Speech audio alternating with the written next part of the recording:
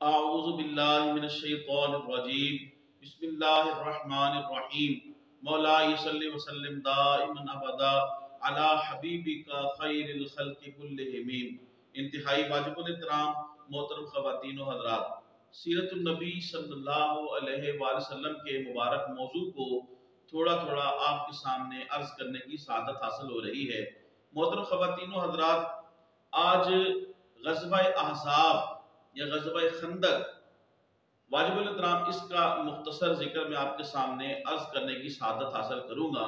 محترم خواتین و حضرات، اس غزوے کے اندر بے شمار محبت برے ایمان فروز حضور علیہ السلام کے معجزانہ واقعات پیش آئے۔ وہ انشاءاللہ والعزیز ایمان فروز اور اللہ تعالیٰ کی رحمتوں سے معمور یہ واقعات انشاءاللہ والعزیز علیحدہ پروگرام کے اندر میں عرض کرنے کی سعادت حاصل کروں گا۔ محترم خواتین و حضرات، 5 ہجری کے اندر غزوہ احزاب، جسے غزوہ خندق بھی کہتے ہیں، یہ وقوع پذیر ہوا۔ سیرت نگاروں نے اور تاریخ دانوں نے اس کے علاوہ بھی قول کیے ہیں، لیکن متفق علیہ یا معروف قول یا مشہور قول سن 5 ہجری کا ہے۔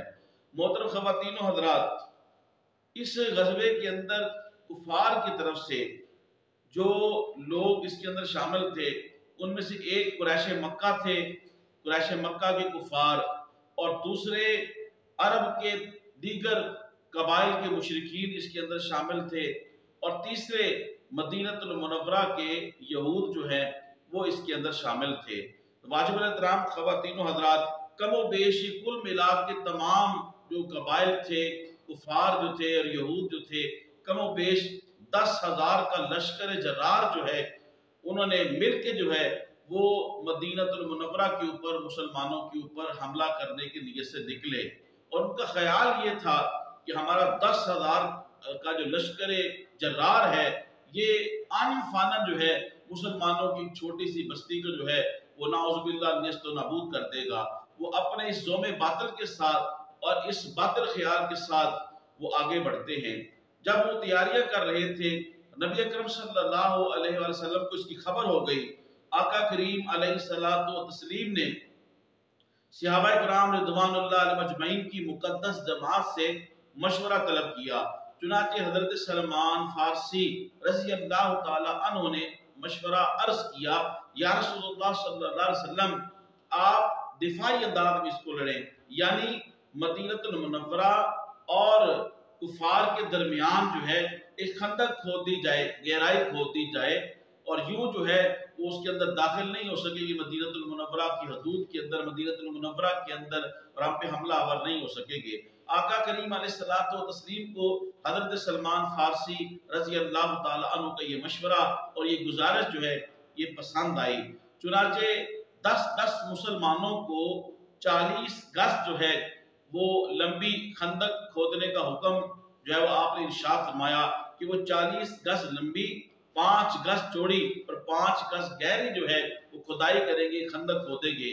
چنانچہ صحابہ کرام رضوان اللہ مجمعین کی مقدس جماعت جو ہے وہ اس مقدس فریضے کے لیے شبانہ روز جو ہے وہ کوششوں میں مصروف ہو گئی۔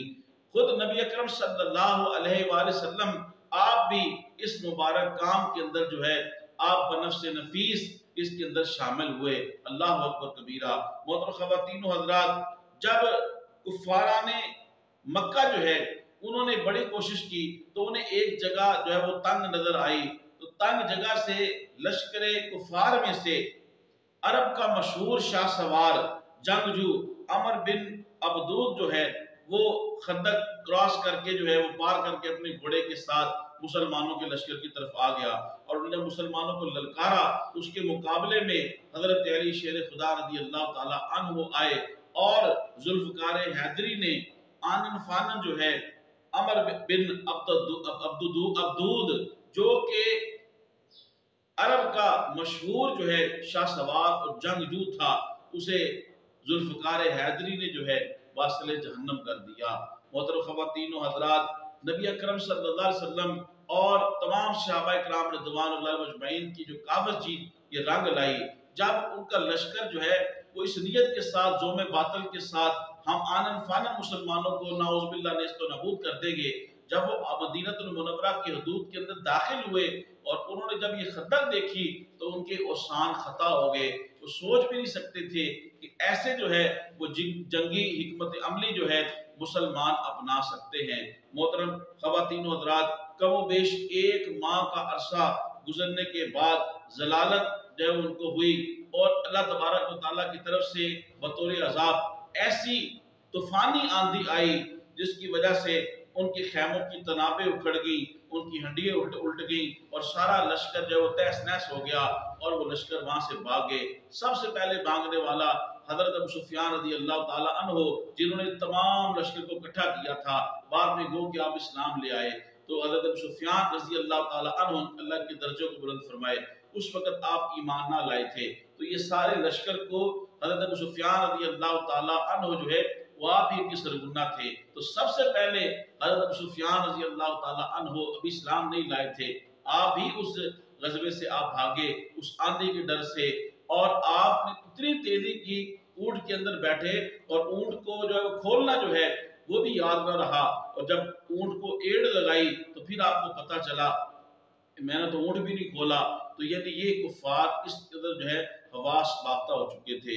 تو جب دیگر کفار نے دیکھا کہ جب ہمارا لیڈر سرگنا جس نے ہمیں جمع کیا ہے وہی اس طرح بزدلی کے ساتھ بھاگ رہا ہے، تو آہستہ آہستہ یکدم جو ہے وہ تمام کفار جو تھے وہاں سے چلے گئے. بعد ازاں نبی اکرم صلی اللہ علیہ وسلم اور صحابہ کرام رضوان اللہ اجمعین کی مقدس جماعت نے جب نظارہ کیا تو کیا دیکھا کہ وہاں پہ کفار کی ہنڈیاں الٹ پلٹ پڑی ہوئی ہیں، سوان بکھرے ہوئے ہیں اور خیمے ان کے جو ہے ان کی تنابیں اکھڑی ہوئی ہیں، اور یوں ذلیل ہو کے برباد ہو کے 1 مہینے کی کم و بیش عرصے میں کفار جو ہے اور ان کے دیگر جو دوست تھے وہ اس طرح رسوا ہو کے واپس پلٹ جاتے ہیں. محترم خواتین و حضرات، اللہ تبارک و تعالیٰ نے مسلمانوں کو یہ فتح عطا کی. واجب الاحترام اس غزوے کے اندر بہت سارے واقعات ایسے ہوئے جو ایمان افروز ہیں، وہ انشاءاللہ العزیز علیحدہ پروگرام کے اندر میں آپ کے سامنے عرض کروں گا.